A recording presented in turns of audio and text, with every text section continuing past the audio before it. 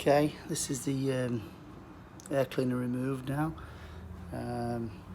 Radiator's out, alternator's disconnected, earth's front mount, clutch slave cylinder as previously mentioned, starter motor.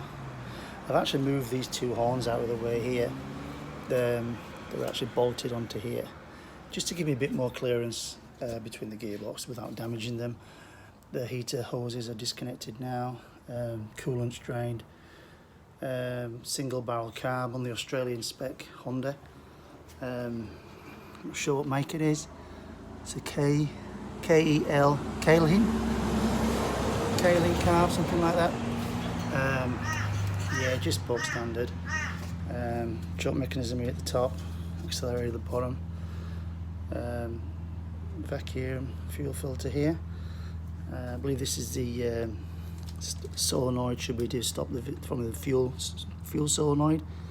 So when the ignition's turned off, I'm not so sure if it actually adds power to this or stops power to this, which then also a little plunger in there stops the fuel from flowing to the carburetor. Yeah, so the manifold there. So I'm going to go ahead now and remove this manifold.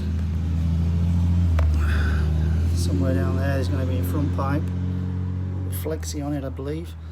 Yeah,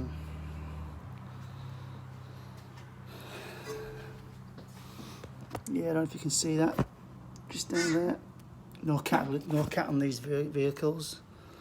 It's pre-cat days, what I think it was 1990 or something like that when cats came out.